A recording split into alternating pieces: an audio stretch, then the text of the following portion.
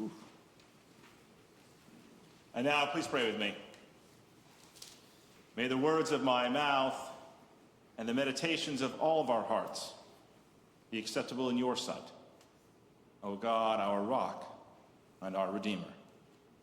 Amen. Well, welcome one and all to this Epiphany Sunday, often known commonly as Three Kings Sunday. It is always a joy to sing that opening hymn, We Three Kings of Orient are. Of course, to be technical, we really shouldn't call it Three Kings Sunday, because the three people who showed up weren't actually kings. They were magi, better translated as astrologers. So here are the folks that were working with local kings in the east to discern the will of the divine by looking up at the stars. And I'll leave it to you to decide what this means about the role of astrology in Christian life today.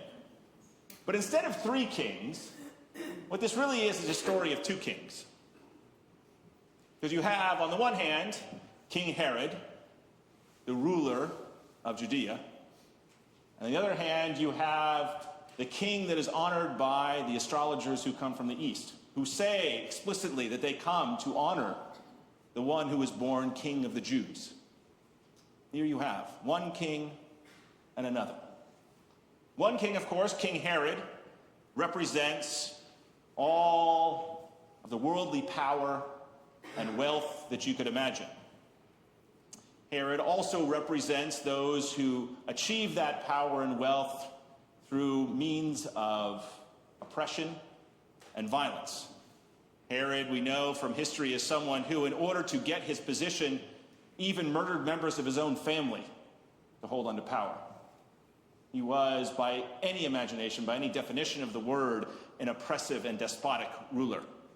So there you have the Herod on one hand, and then, of course, the other king, Jesus. A king not of an earthly realm, but of a spiritual one. And in our story, you see how these two kingdoms operate.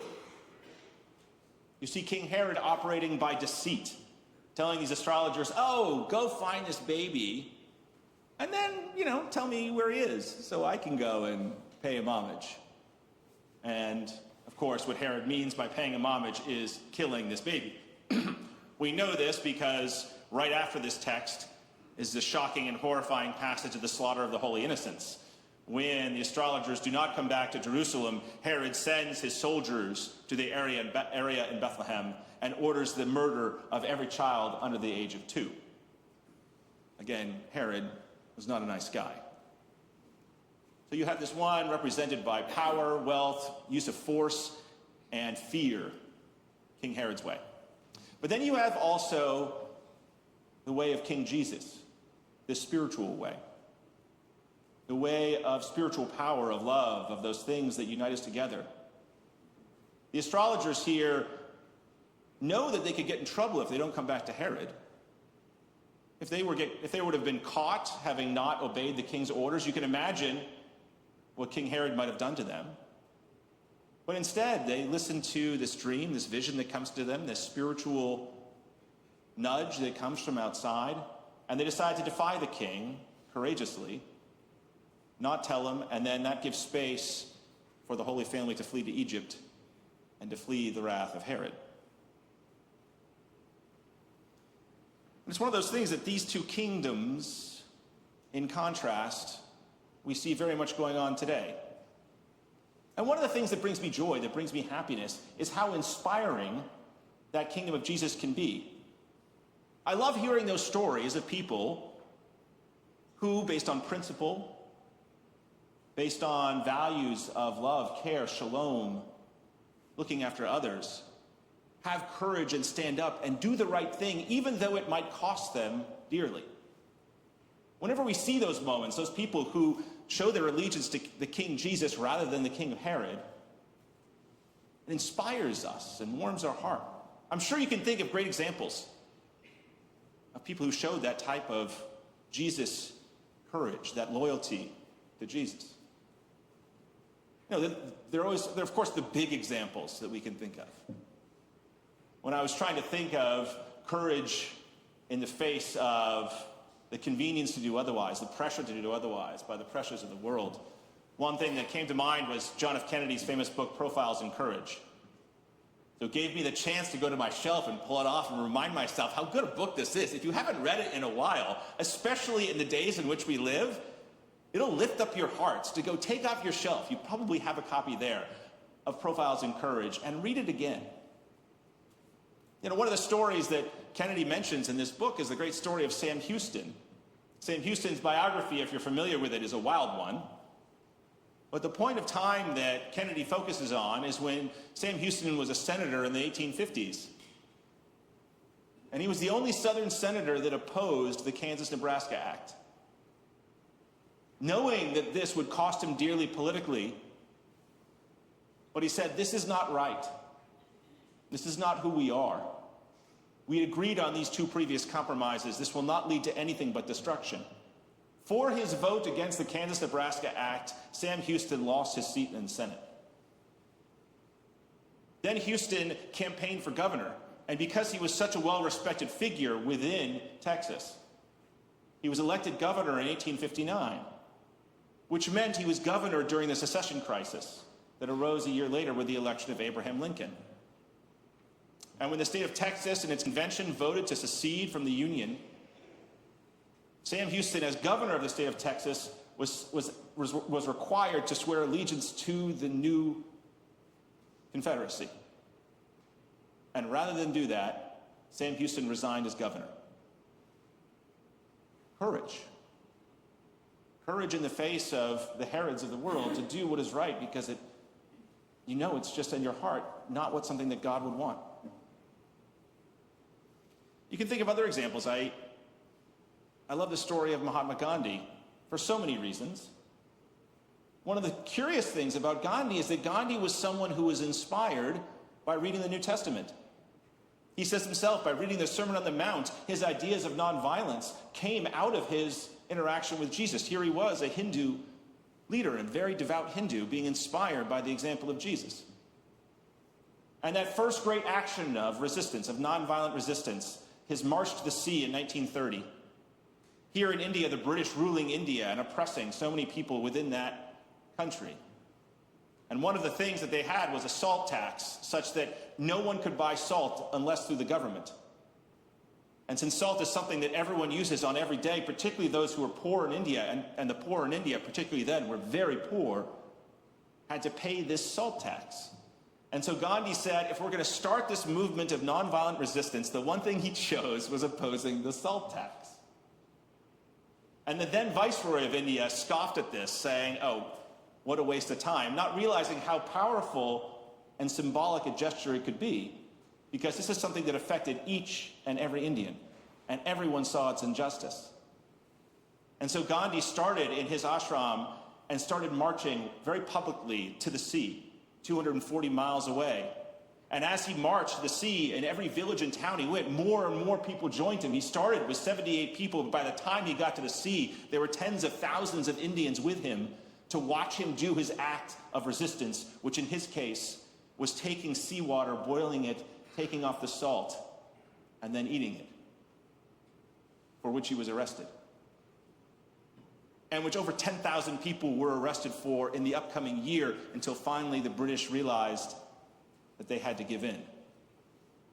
Because enough people in England saw the righteousness of their cause, enough people in England had loyalty to the King Jesus rather than Herod, that they said, hey, this is something that must change. Courage, like these astrologers had. It's inspiring. And in spite of the big examples, these famous examples like Sam Houston and Mahatma Gandhi, you also have examples of people in everyday life who do this. Just yesterday, I was having a conversation with someone who had been in the congregation I served in Ames, Iowa. This is a retired minister who now has taken on the project of writing the history of that wonderful congregation. And one of the things that came up is the story of Murray Allen, who was the minister at First Congregational in Ames in the mid-20th century. And after the Second World War, Iowa State, which is located in Ames, had its first black students coming to Ames. And as often happened back in those days, there weren't enough space in the dormitories, so students were then boarded with residents in the town. And there were African American students at Iowa State who had no place to go because they would show up, and there's examples of them showing up at doorsteps, and then as soon as the residents seeing that they were black, saying, "Oh, sorry, we don't have any space for you." And so Murray Allen, the minister of that church, ended up taking African American students into his own home and making it clear to his congregation, which was the establishment congregation of Ames at the time, that it was an unchristian thing to do to turn people away merely because of the color of their skin. This was 1946, 47, 48. That type of courage to follow after what they know to be right. Or when I was in Iowa, I remember being in a talk one day given by a guy named Mike Gronstal. Mike was the Senate Majority Leader in the state Senate in Iowa, a Republican. And in 2009, the Iowa State Supreme Court ruled unanimously, 7-0, to allow for gay marriage to occur within the state of Iowa. Now, 5 of those 7 justices were Republicans. But when they saw the law come before them, they said, there's no way legally that we should deny the right of marriage to gay people simply because they are gay. So it was a unanimous decision, 7-0, which was not well received by many in Iowa. And because Iowa elects its judges, at the next opportunity they got, every single judge up for election was kicked out of office. And the conservatives in the state ended up bringing before the legislature an amendment to ban gay marriage in the state of Iowa. And it passed the Iowa State House, or House of Representatives, and then it came before the Iowa State Senate. And the Republicans had a 1-vote majority in the Iowa State Senate. And Mike Gronstal says that the morning of that vote, he remembers talking to his daughter. And he asked her what she thought he should do. And his daughter said, "Dad, I've got gay friends in school. It's pretty clear where this is going. Do the right thing." So Gronstal showed up that day in the Senate House and cast the deciding vote that prevented a constitutional amendment banning gay marriage from going to the ballot. Then, when he ran for re-election, those people wanted to make an example of him, and his district was in Council Bluffs, Iowa, which is right across the Missouri River from Omaha. And his opponents outspent him in that district 10-1 to get him ousted. And Mike said at this talk, he said, "You know, I'm an old school politician. And so I tried to tune out the noise, and I just went and I knocked on doors and talked to my constituents." He said, in that campaign, I knocked on 13,000 doors in my district. And of all the constituents I talked to in my campaign, not one of them said that the main issue facing them in their lives was gay marriage. Not one. And in this deeply Republican district, where he was outspent 10-1 in advertising, he won re-election. Not only that election, but in all the elections that he ran thereafter. People could see that sense of courage, that courage of the astrologers, that loyalty to something deeper than what's expedient. And they voted for him. And the reason why it's so important to bring up these examples, to talk about this, is because the world in which we live in is one that you could kindly say is spiritually deficient. I mean, this is a situation today where we have the fewest number of people attending a religious service on a weekly basis that we've ever had as a percentage of population in American history. And for many people, instead of attending a religious service like this one, they say, "Oh, well, I meditate." And I'm like, great. More power to you. I hope all of you out there meditate too. Take your meditation time. But the problem with this meditation is that so often it's without ethical content.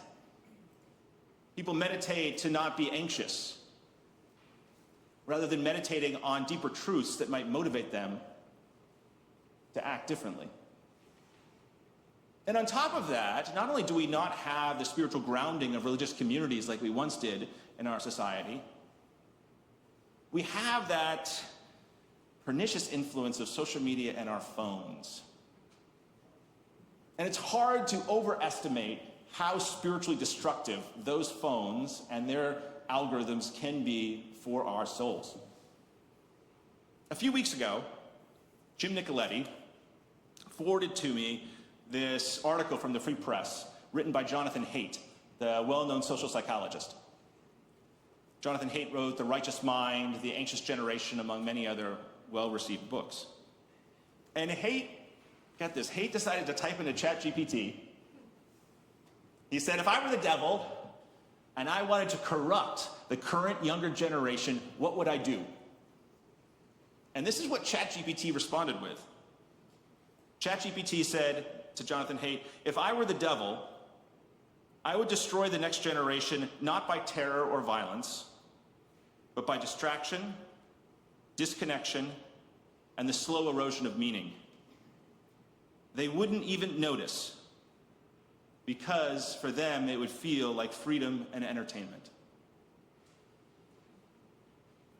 And Haidt says how one of the problems with our phones, especially for younger people where the brains are still so malleable, it erodes your capacity to have attention on things because you're constantly bombarded with more things that hit your dopamine receptors. So you're glued to your phones, and therefore you're so busy you can't focus on other things. You can't give presence to other things. These things confuse identity and purpose. Oh, my identity is tied up with how many likes I get on my Instagram page. My identity is tied up by looking a particular way or going on particular vacations, rather than any kind of purpose, because that's what's rewarded in your brain. Haidt talks about how you have a flood of information but no wisdom. You replace real relationships with artificial ones, particularly these days where you can have your buddy you have a ChatGPT buddy.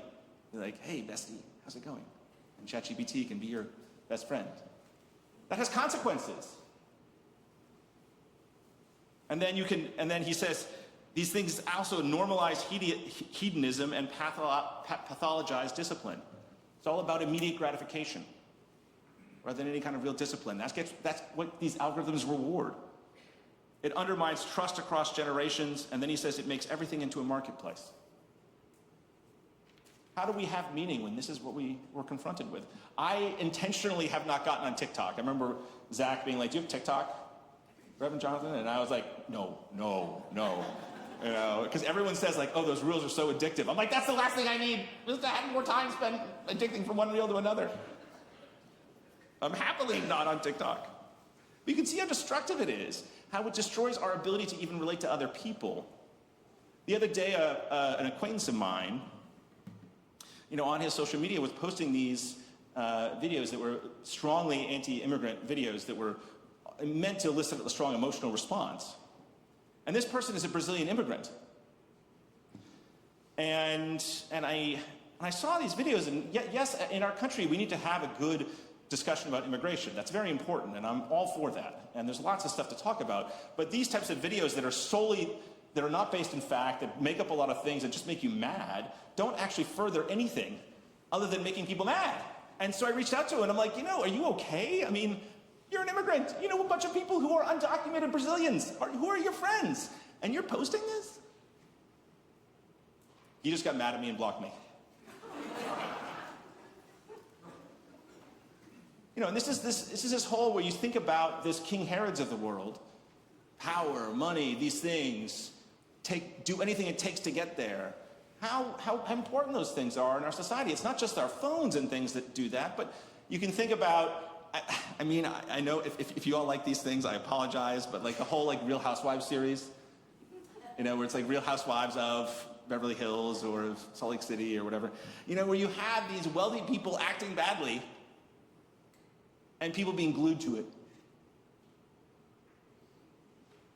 And again, you might love those, but how society lifts up people like Kim Kardashian. What values does she bring to the table? Or someone like Elon Musk. Elon Musk is unquestionably a brilliant businessman. Unquestionably a visionary. But here's someone who proudly has had kids by a whole bunch of different wives and no loyalty to those wives at all. and not a particularly good father, and proud of it. Here's someone whose greed knows no bounds, where he insists on $1 trillion contract. You couldn't spend $1 trillion in 100 million lifetimes. Here's someone who, by his own admission and by everyone around him, is addicted to ketamine. Here's someone who, when he was trying to have the government be more efficient, and I'm all for efficiency, didn't actually take into account how some of these actions might affect people's lives. Not only the people who lost their jobs, who were good employees who then had to be hired back, but some of the destruction on international aid has led to people's deaths. There are other ways to go about these things, and yet here's someone who's put up on a pedestal. The whole point of the Epiphany, of this text, is to point out these two different kings that are here and to highlight them. And especially in our society that has such sort of fascination with the Herods of the world. This is the time when the text says, look at the Jesus of the world. See that great spiritual courage and be inspired by it. Think about how you can do it in your own life and why this is so important. When Mahatma Gandhi went on his march to the sea, one of the things he did was he made sure that the people who went with him, the 78 who went with him, were all people who were from his ashram. It was all about people who were disciplined enough that could actually take what was going to come. That if you want to have loyalty to Jesus, this is something you have to rehearse, have to practice. It's virtue ethics. You have to practice not being enamored by the Herods of the world, because all of us are. Let's be honest. All of us are. And it takes practice, it takes discipline to choose the right path. It doesn't just come naturally. That's why coming to church is so important. It gives you a chance to practice those skills. Every time you help someone else, you practice those skills. Develop virtues. One of the things I'd like to see, and I've said this before, but I'll say it again, what we want in this world is your children to be the people who see the person being bullied and go defend the person being bullied. That's the child you want. Not the one going towards the popular crowd, but the one who's willing to stand with the person being bullied. That's what we want. And if you're a parent in the midst of in the midst of all the college stuff, to be able to say, listen, there are tons of great colleges out there. My son, daughter will be in a great one. And because my son and daughter has good values and good principles and is a good person, they're going to thrive in that environment. I don't need to obsess over which college my child will get into. It will be all right because my child is a good child. And take that pressure off. To be able to show your loyalty to Jesus as King in your workplace, in your independent living home, wherever you find yourself. That's the challenge for us as Christians. This is a season where we say, arise, shine, for your light has come, and the glory of the Lord has risen upon you, Isaiah chapter 60. And where we need to heed the words of Jesus to be the light of the world, so that everyone around may see your good works, and then give glory to your Father in heaven.